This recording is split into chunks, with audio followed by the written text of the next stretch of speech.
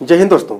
इस वीडियो में हम अक्षांशीय रेखाएं, देशांतर रेखाएं और इंटरनेशनल डेट लाइन और किस तरह से विश्व भर में मौसम चेंज होता है, ठंडी गर्मी गर्मी ठंडी आता है, और फाइनली हम बात करेंगे भारत की पोजीशन, भारत की लोकेशन किस लॉन्गिट्यूड लैटिट्यूड में है। तो चलिए शुरू करते हैं। ये हमारी पृथ्वी है दोस्तों। पृथ्वी पूरी तरह से गोल नहीं है, बल्कि ये दोनों ध्रुवों पर थोड़ी थोड़ी दबी हुई है।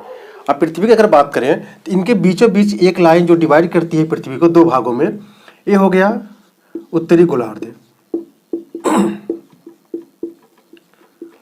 इसी तरह से जो नीचे वाला भाग है इसको बोलते हैं दक्षिणी गोलार्ध। ठीक है। अगर हम बात करें डायरेक्शन की, जो मैप में होता है कुछ इस तरह, इसको बोलते हैं ऊपर साइड को नॉर्थ यानी उत्तर, और नीचे बोलते हैं दक्षिण। जो राइट हैंड होता है इसको बोलते हैं हम पूर्व, और जो बायां हाथ होता है उसको हम बोलते हैं पश्चिम। तो अब जो हम बात करेंगे, अगर हम उत्तर दक्षिण या किसी पूर्व पश्चिम की बात करें तो आप कंफ्यूजन मत होना।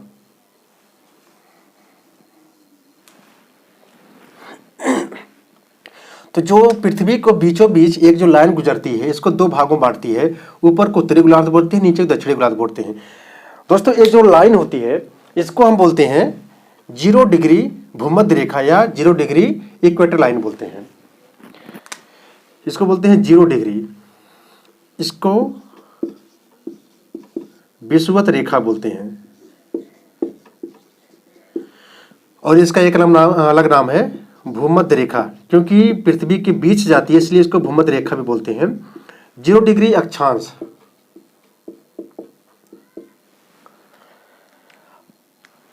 और इसको बोलते हैं इंग्लिश में इक्वेटर लाइन। दोस्तों जो अक्षांशीय रेखाओं में कुछ खासियत होती है उसको थोड़ा हम देख लेते हैं। जो अक्षांशीय लाइनें होती हैं ये पैरेलल होती हैं, कुछ इस तरह होती है।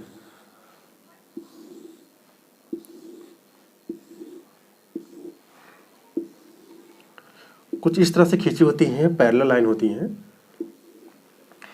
और अगर बात करें कि जो लेंथ है ध्रुवों पर ज़्यादा होती है और धीरे धीरे ये घटती चली जाती है।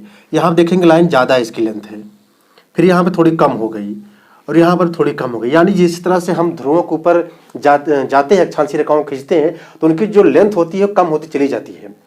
और कुछ जो इसमें इंपॉर्टेंट लाइनें होती हैं, और दूसरी बात अगर बात करें इनको हम पैरेलल लाइन बोलते हैं। पैरेलल लाइन क्यों बोलते हैं? क्योंकि ये पैरेलल हैं, समांतर रेखाएं हैं। इनको हम एक नाम से और बोलते हैं पैरेलल लाइन या अक्षांश रेखाएं, या बोलते हैं इनको लैटिट्यूड बोलते हैं।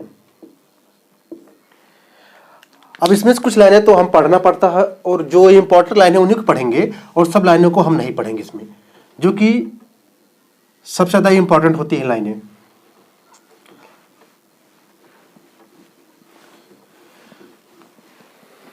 पृथ्वी को एक हो गया 0 डिग्री, इसको बोलते हैं भूमध्य रेखा।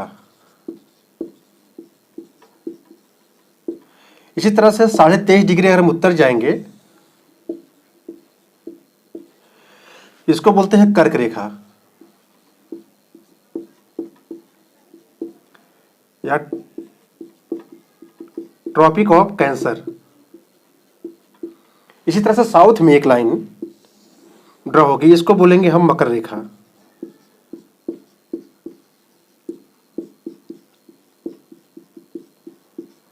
Tropic of Capricorn. दोस्तों ये दोनों लाइनें एक तो उत्तर में खींची जाती हैं जिनको कर्क रेखा बोलते हैं, साउथ में जो खींची जाती है उनको बोलते हैं मकर रेखा बोलते हैं। ट्रॉपिक ऑफ कैंसर कर्क रेखा को, और ट्रॉपिक ऑफ कैप्रिकॉर्न मकर रेखा को बोलते हैं। इसी तरह से नॉर्थ में 66.5 डिग्री पे एक रेखा खींची जाती है, इसको बोलते हैं आर्कटिक सर्किल यानी आर्कटिक ब्रेथ। और नीचे इसी तरह से 66.5 डिग्री खींची जाती लाइन एक, इसको बोलते हैं अंटार्कटिक ब्रेथ। और फिर लास्ट में ऊपर एक लाइन होगी, इसको बोलेंगे हम उत्तरी ध्रुव और नीचे को बोलेंगे दक्षिणी ध्रुव।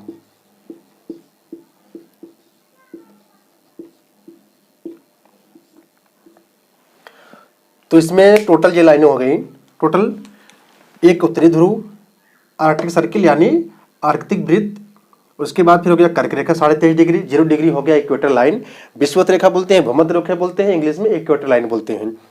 इसी तरह से साउथ में 66.5 डिग्री जिसको बोलते हैं अंटार्कटिक वृत्त, सबसे लास्ट में होता है दक्षिणी ध्रुव। ये कुछ इंपॉर्टेंट अक्षांशीय रेखाएं हैं। तो हम बात करते हैं, अब दूसरी जो लाइन है लॉन्गिट्यूड बात करेंगे हम। मैंने इसके पहले जो वीडियो बनाया हूं उसमें काफी अच्छे से समझाया हूं, आप उसको देख लीजिएगा एक बार और फिर यहां देखिएगा, आपके जितने भी डाउट हो सब क्लियर हो जाएंगे।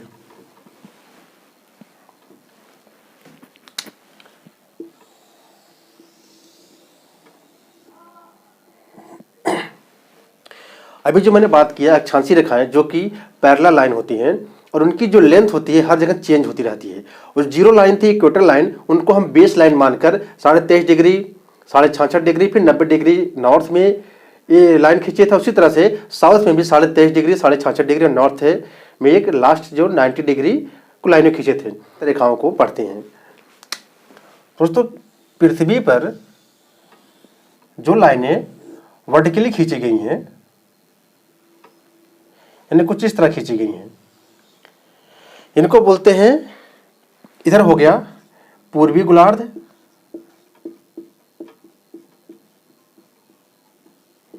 इसको बोलते हैं पश्चिमी गोलार्ध, क्योंकि ये पश्चिम साइड है इसको हम इसलिए बोलेंगे पश्चिमी गोलार्ध। दोस्तों अक्षांशीय रेखाओं में जो लाइनें होती हैं वो धीरे धीरे उनकी जो लेंथ घटती चली जाती है। हम ध्रुव साइड जाते हैं तो उनकी जो लेंथ है घटती चली जाती है और सबसे ज़्यादा जो लेंथ होती है, सबसे बड़ी जो लेंथ होती है वो होती है इक्वेटर लाइन पे 0 डिग्री पे यानी विषुवत रेखा पे होती है। लेकिन जो देशांतर रेखा होती है इसकी जो लेंथ होती है सभी समान होती है, नॉर्थ पोल से साउथ पोल लाइनें मिलती हैं इस तरह से। जो इस लाइन को बीच वाली लाइन है इसको हम बोलते हैं 0 डिग्री मेरिडियन लाइन या प्राइम मेरिडियन बोलते हैं और हिंदी बोलते हैं इसको प्रमुख या मयोत्तर। ये जो लाइन खींची गई है लंदन के ग्रीनविच सिटी से ली गई है। लंदन के जो ग्रीनविच सिटी है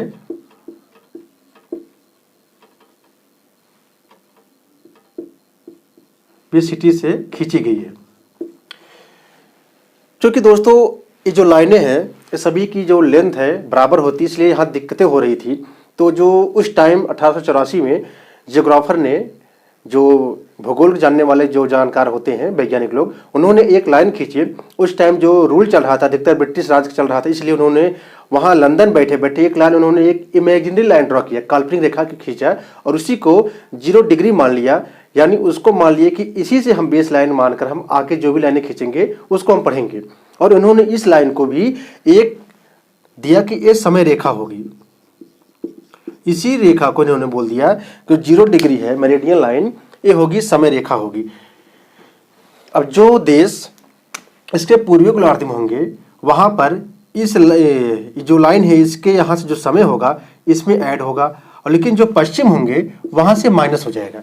यानी जो 0 डिग्री है मेरिडियन लाइन उसके जो पूर्व में होंगे वहां पर जितना भी टाइम होगा 0 डिग्री पर वहां जोड़े जाएंगे आगे पूर्वी देशों में, लेकिन जो पश्चिम देश होंगे उनमें से हम उनको माइनस कर देंगे। तो ये जो खासियत थी 0 डिग्री प्राइम मेरिडियन की। इसके जो अपोजिट एक लाइन होती है, इसके अपोजिट अगर इस तरह से हम घूमेंगे, घूमते जाएंगे तो यहाँ पर एक इस साइड में इसके उल्टी साइड में 180 डिग्री मिलेगी, 180 डिग्री मेरिडियन लाइन। इसको बोलते हैं हम इंटरनेशनल डेट लाइन। यानी इससे 180 डिग्री से जो मेरिडियन लाइन है वहां से होता है दिनांक का निर्धारण, और जो 0 डिग्री है वहां से हम समय का निर्धारण करते हैं। देखते हैं किस तरह समय का हम निर्धारण करते हैं।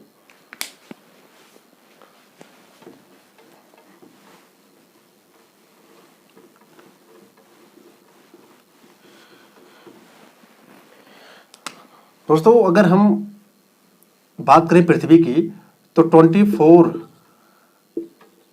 घंटे में 360 डिग्री एंगल बनाती है। यानी 1 घंटे में बात करें तो कितना होगा, 360/24 कटने पर कितना आएगा, 15 डिग्री आ जाएगा। यानी जो 1 घंटे की बात करें तो 15 डिग्री में पृथ्वी 1 घंटे में 15 डिग्री एंगल घूमती है। और अगर उसी तरह से बात करें, अगर हम 1 घंटे में 60 मिनट होता है, 60 मिनट इक्वल टू हो गया 15 आवर्स। और अगर हम बात करें 1 डिग्री के तो 4 मिनट में, यहाँ डिवाइड करेंगे तो 4 मिनट में 1 डिग्री एंगल पृथ्वी घूमती है। तो इस तरह से हम जो भी देश के, अगर हम मुझे उसका डिग्री में लॉन्गिट्यूड पता होगा, तब वहाँ पर मेरिडियन लाइन से जितना भी समय वो आगे होगा, जितना डिग्री आगे होगा, ये फार्मूले से निकाल कर हम वहाँ से प्लस और माइनस कर लेंगे। जैसे एग्जांपल के लिए, अगर मान लीजिए कोई देश अगर 0 डिग्री जो मेरिडियन लाइन है, इसके ईस्ट में 75 ईस्ट लॉन्गिट्यूड पर है, तो वहाँ का समय कितना होगा। तो वहाँ का समय निकालने के लिए सबसे पहले जो फार्मूला है कि 15 डिग्री में पृथ्वी 1 घंटा घूमती है, यानी 1 घंटा में 15 डिग्री पृथ्वी घूमती है, और 1 घंटा बराबर 15 डिग्री। तो अगर हम 75 को हम 15 से डिवाइड करेंगे, कितना आ जाएगा, 5 आवर्स। मान लीजिए अगर वहाँ पर जो मेरिडियन लाइन है वहाँ पर 12 बज रहे होंगे, तो यहाँ पर 5 जोड़ेंगे तो कितना हो जाएगा, 5 PM हो जाएगा। इसी तरह से